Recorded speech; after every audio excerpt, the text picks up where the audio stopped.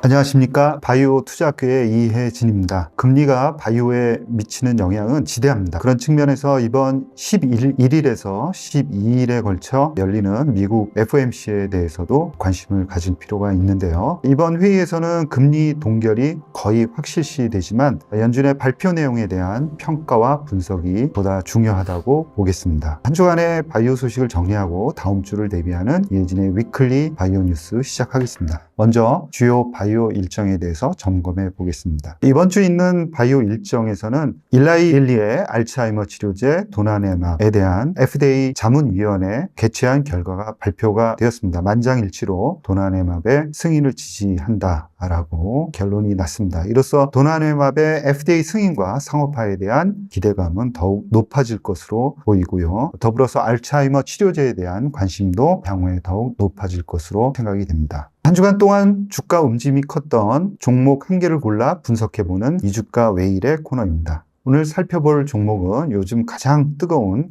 알테오젠입니다. 알테오젠은 2008년 설립되어서 2014년 상장된 제형 변경 기술을 보유하고 있는 바이오 기업입니다. 피하 주사 제형 기술 이전에 따른 바이오 의약품 기술 용역이 매출의 대부분을 차지하고 있습니다. 박순재 외 최대 주주의 지분율은 20.5%입니다. 주가를 살펴보면 동사는 올해 2월 미국 머크와 키트루다 SC 피하 주사 제형 변경 관련한 기존의 계약을 독점 계약으로 변경을 하면서 주가가 8만 원대에서 20만 원대로 급등을 했습니다. 이후 약 2달 정도 조정을 거친 다음 다시 지난주 외국인과 기관의 매수세가 집중되면서 한 주간 동안만 44.7% 급등을 했고요. 월요일, 화요일에 걸쳐서 다시 10%대 추가적으로 상승세를 보였습니다. 20년 6월 체결된 계약이 올해 2월 계약 변경을 통해서 머크인 것이 처음으로 드러났고요. 독점 계약 변경으로 마일스톤 확장이라든가 로열티 항목이 추가됨에 따라서 기업 가치가 크게 상향 조정이 되었습니다. 올해 하반기 키트루다 피하 주사 제형 임상 결과 발표를 기점으로 해서 추가적인 다른 회사와의 제형 변경 계약이 체결될 것으로 기대감이 커지고 있습니다. 지난주 주가 급등은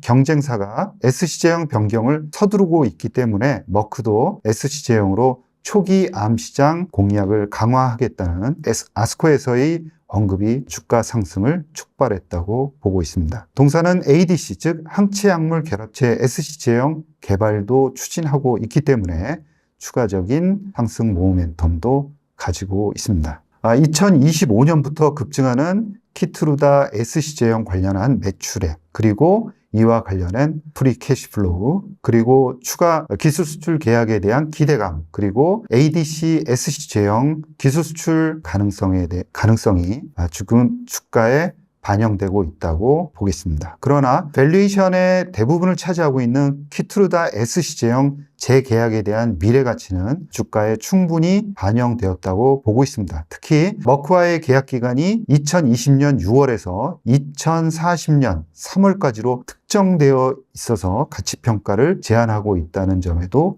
유의할 필요가 있습니다. 또한 히알루로니다제의 원조인 경쟁사 할로자임 시가총액이 현재 8조 원대에 머무르고 있다는 점도 알테오젠이 추가 상승하기에는 부담스러운 요인입니다. 이 코너는 지난주 주가 변동폭이 컸던 화제의 종목에 대해 소개하는 것이 목적으로 투자 권유가 아니라는 점 인지해 주시면 감사하겠습니다. 다음으로는 주간 바이오 시황을 정리해 보겠습니다. 5월 미국 제조업 구매자 관리 지수가 예상치를 하회했고요. 4월 구인 건수가 3년 만에 가장 낮은 수준을 보였습니다. 그리고 ADP 5월 민간 부문 고용도 월가 예상치를 하회하는 금리를 인하하는 그런 환경을 만들었었는데요. 그러나 지난주 말 5월 비농업 부문 고용이 예상치를 웃돌면서 다시 금리 인하 기대감은 약화되었습니다. 미국 10년물 국채 금리가 다시 4.47%까지 상승을 했고 WTI는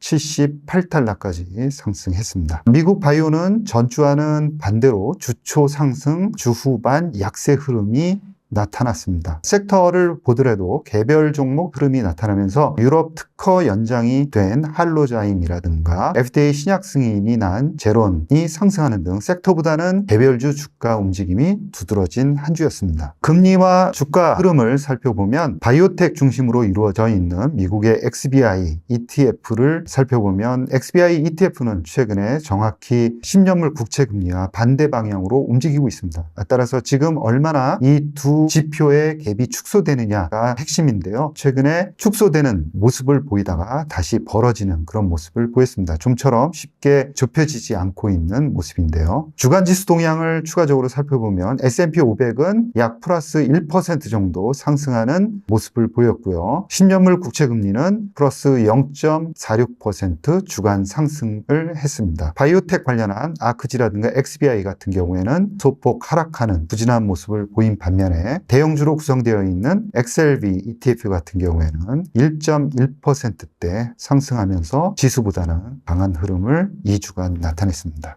국내 바이오 지수 동향을 살펴보면 코스피는 3.2% 상승하였고요. 코스닥 제약 지수도 지지난주 전주에 비해서 2.7% 그러니까 3주 연속 하락한 다음 2주 연속 상승하는 흐름을 나타냈습니다. 바이오 헬스케어 관련한 ETF들도 성과가 아주 좋았습니다. 10%대 상승하는 그런 좋은 흐름을 나타냈고요. 주로 알테오젠이라든가 유한양해 그리고 리가캠, ST팜, 셀트리온 같은 글로벌 기술력과 우량한 재무구조를 갖춘 기업들 중심으로 해서 주가가 좋은 모습을 나타냈습니다. 금리가 인하되더라도 그 폭이 제한적일 수밖에 없기 때문에 기술력과 현금을 보유한 퀄러티 중심으로 퀄러티 바이오 주식 중심으로 관심을 제한하는 것이 중요하다고 보고 있습니다. 다음으로는 주간 바이오 시황을 정리해 보겠습니다. 서두에서도 말씀드렸듯이 일라이릴리의 도나네맙에 대한 FDA 자문위원회에서는 긍정적인 의견을 개진을 했습니다. 그래서 만장일치로 수혜가 리스크보다는 훨씬 더 크다라고 판단을 했습니다. FDA에서는 타우 관련한 펫 기중 처방 제한이라든가 또 약물 투여 중단을 언제 할 것이냐라는 기준, 그 다음에 부작용과 관련한 이 세 가지 문제점을 이제 제시하기도 했었는데요. 아무튼 자문위원회에서는 긍정적인 의견을 개진했기 때문에 이러한 결과를 바탕으로 해서 어떤 결정을 낼지는 FDA 권한이다라고 볼 수가 있겠습니다. 아직까지 FDA 신약 승인 결정일은 잡히지 않은 상황입니다. 그리고 할로자임이 제형 변경 기술 새로운 특허를 받았습니다. 따라서 기존 특허 대비해서 약 5년 정도 연장되는 그런 효과를 가질 수 있는데요. 현재 할로자임 제형 변경 기술로 개발된 블록버스터 다잘렉스 아마 2024년부터 2028년까지 가장 성장이 클 것으로 생각이 되는 블록버스터인데요. 다잘렉스 SC 관련한 유럽 매출 감소가 지연될 것으로 예상이 됩니다. 그리고 할로자임은 2024년 매출액 전망도 상향 조정을 했습니다. 또 한 가지 소식은 FDA가 제론의 골수 2 형성 신드롬 MDS 치료제 세계 첫 텔로머라제 억제제 이메텔스타트를 승인을 했습니다. MDS는 골수가 성숙되지 않거나 건강한 적혈구가 만들어지지 않는 일종의 혈액암으로 빈혈 증상이나 기관의 기능 상실을 유발할 수 있습니다. 이메텔스타트는 염색체 말단의 텔로미어를 합성하는 효소 텔로머라제를 억제해서 비정상적인 세포의 사멸을 유도하는 기전입니다. 그러니까 텔로미어라는 것은 세포가 분열을 하게 되면은 조금씩 줄어들게 마련인데요. 그게 정상적인데 이제 암세포 같은 경우에는 이 텔로머라제 역전사 효소에 의해서 텔로미어가 줄어들지 않고 계속 유지할 수 있는 거죠. 따라서